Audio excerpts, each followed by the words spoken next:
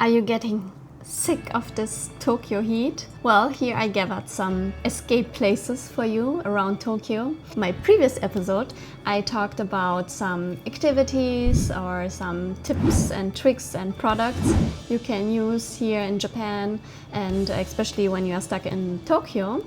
Check it out if it's interesting for you. But in this episode, I will talk about 3 beaches: Hayama Beach and Zushi and Kamakura.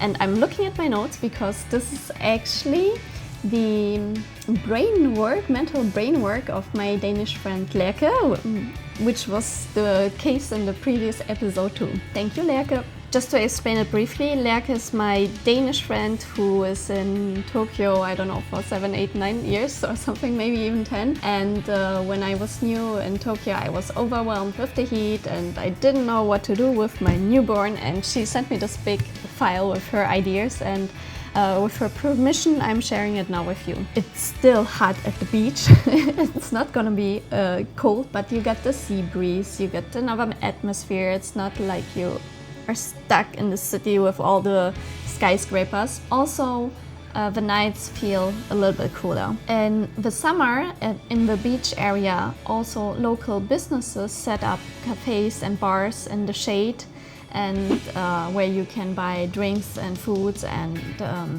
have a little chill between bathing in the ocean. And some also have music. When you go to the beach and you go into the water, you will notice it's still warm. Well, depending from where you're coming from, it might be surprising for you that the water is very warm. We were laughing about it because, I don't know, in Scandinavia or in Germany, when you go to the beach, when you go to a lake, for example, the water will be cold, usually, even in the summer. But here it's like, you go in the water and it's still hot. It's like taking a shower here in the summer in Tokyo. Well, the water is not really cold, even though you put it on cold, but okay, we can deal with it.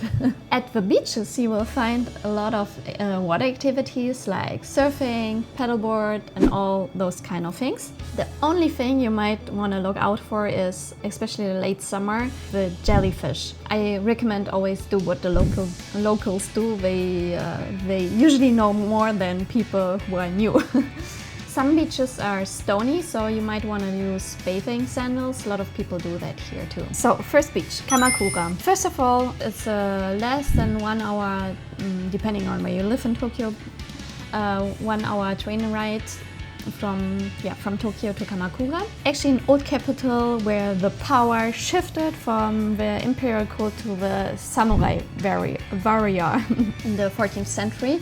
Just to give you a little short history. There you have the pretty famous Buddha statue and a lot of Zen temples. Why am I telling you that? Because I said I'm gonna talk about the beach, but they have temples, which are cool. So if you don't want to hang around all day at the beach, this can be another option. The city is also known for its cool, chill out vibes, and it's a summer retreat town actually. They have also nice shopping streets and convenience store. Well, convenience store, I think, everywhere, and souvenir shop.